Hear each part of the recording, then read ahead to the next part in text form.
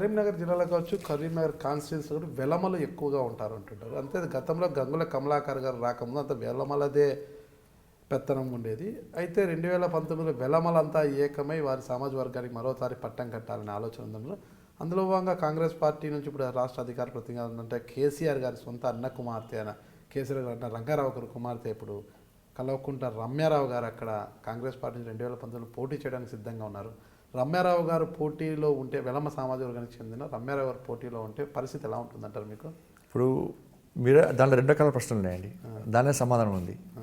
ఇప్పుడు రమ్యారావు గారు కాంగ్రెస్ పార్టీ, అధికారంలో ఉన్నది టీఆర్ఎస్ పార్టీ. టీఆర్ఎస్ పార్టీ కూడా కేసీఆర్ వెలుమనే అదే సామాజిక వర్గం. కమలాకర్ గారు కాపు సామాజిక వర్గం కదా చెప్తున్నానండి. అటువంటి ప్రయత్నంలో వాళ్ళ అధికారంలోకి రావడానికి కేసీఆర్ గారు తిరిగి అధికారం రావడానికి ప్రయత్నం చేస్తారు. అక్కడ లోకల్గా అభ్యర్థిని వెలమ అభ్యర్థిని గెలిపించుకోవాలి. వెలమ అభ్యర్థి లోకల్లో గెలిచినంత మాత్రాన ఏం జరుగుతుంది? గతంలో ఉండే, అంటే గతంలో అందరూ కూడా పట్టు ఉండే, వెల్మ వర్గానికి పట్టు ఉండే.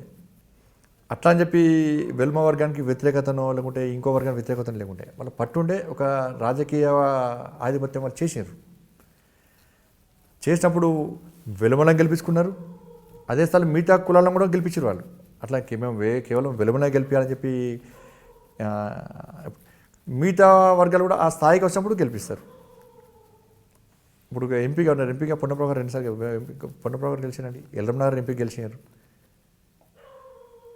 అట్లా అని చెప్పి నేను ముందే చెప్పినండి, దీనిలో ఒకరి గుత్తాధిపత్యమో ఒకరి వలనో మేమే గెలవాలనుకుంటే తప్పవుతుంది. అది ఇప్పుడు ఎన్నికల సమయంలో అనేక అనేక మార్పులు జరుగుతూ ఉంటాయి, అనేక ఆరోపణలు ప్రత్యారోపణలు వస్తూ ఉంటాయి. ఒక వెల్మ పొడి వేస్తే మొత్తం వెల్మస్ అందరూ ఒకటే అంటారు, ఒక కాపు పొడి వేస్తే ఒక కాపు అంతా ఒకటే, ఒక రెడ్డి పొడి వేస్తే ఒక రెడ్డి అంతా ఒకటే అని చెప్పి ఎన్నికలు జిమ్మికులు అవి. కాబట్టి ఇప్పుడు ఒక మార్పు రావడానికి వీళ్ళు ఒకటెత్తున్నారు, వాళ్ళు ఒకటెత్తున్నారు అని చెప్పి ఒకటి సృష్టిస్తూ ఉంటారు. అట్లా అని చెప్పి రమ్యారావు గారిది అంటే వారు కాంగ్రెస్ పార్టీని నిర్ణయం, కాంగ్రెస్ పార్టీ వారు ఏ విధంగా ఆలోచిస్తే వారికి టికెట్ వస్తుంది. వెలుమలందరూ పోయి కాంగ్రెస్ పార్టీని పోయి టికెట్ ఇవ్వాలని చెప్తే కాంగ్రెస్ పార్టీ ఉంది కదా. లేకుంటే కాపులు అందరూ వచ్చి ఫలానా వ్యక్తికి టికెట్ ఇవ్వాలంటే కేసీఆర్ టికెట్ ఇవ్వరు కదా, లేకుంటే అందరూ వచ్చి సంజయ్కి ఇవ్వాలంటే సంజయ్కి టికెట్ ఇవ్వరు కదా. అంటే ఆడ రాజకీయంగా చెప్తున్నారు నేనే ఈసారి అభ్యర్థిని అక్కడ అంటే, ఎందుకంటే వాళ్ళ తండ్రి రంగారావు గారికి ఉన్న అక్కడ ఉన్న ఓట్ బ్యాంక్ కావచ్చు, ఆ సామాజిక వర్గం బలమైన సామాజిక వర్గం కావచ్చు. రమ్యారావు గారు తండ్రి సిద్దిపేటకి సంబంధించి అండి, అది నాకు తెలిసి సిద్దిపేట వారిది, కేసీఆర్ గారి అన్న కూతురు.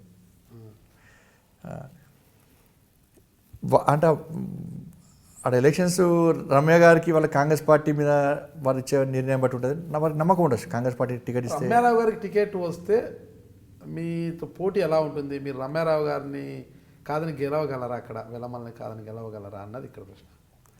నేను ముందే చెప్పండి, నా విషయంలో నాకు వెలమలు చేస్తారు, రెడ్డిలు చేస్తారు, అన్ని బీసీ కులాలు చేస్తాయి, ముఖ్యంగా ఎస్సీలు చేస్తామంటారు.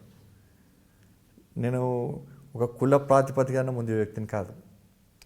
ఇప్పుడు అనేక సందర్భాలు మా కాపు సంఘాన్ని మీటింగ్ కర్నూలులో పెట్టినప్పుడు చాలామంది అన్నారు, అన్ని కులాలు సంజయ్ చేస్తున్నప్పుడు, హిందూ ధర్మం కోసం పనిచేస్తున్నప్పుడు మనం ఎందుకు చేయొద్దు అనే వాతావరణంతో కాపుల అత్యధిక కోట్లు నాకు వేసినారు.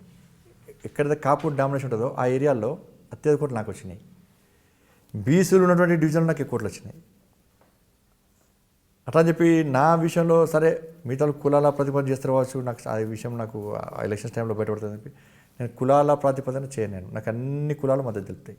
నేను ఒక కులానికి సింబల్కి ఎవరు చూడరు. నేను ఆ ఒక్క నమ్మకంతోనే నేను ముందుకు పోతాను. ఇంకొకటి ఏంటంటే నేను ఒకటే అప్పీల్ చేస్తామంట, ఏ నాయకుడైనా ప్రజా సమస్యల పరిష్కారం విషయంలో కానీ, ప్రజలకు అందుబాటులో ఉండే విధంగా కానీ, ప్రజల క్షేమం కోసం చేసినప్పుడు ఉద్యమ నాయకుడిని ఎన్నుకోవాలని అప్పీల్ చేస్తామంట. ఇప్పుడు అనేక ఉద్యమాల్లో నేను జైలుకు పోయినా. తెలంగాణ ఉద్యమంలో నేను ఢిల్లీకి పోయి కిషన్ రెడ్డి గారి పూర్యాత్రలో లాఠీ దెబ్బలు తిన్నాను. నేను ఒక్క 15 నిమిషాలు అన్కాన్షియస్ నాది. 7 సార్లు జైలుకు పోయినా, అనేక స్థలం లాఠీ దెబ్బలు తిన్నాను నేను.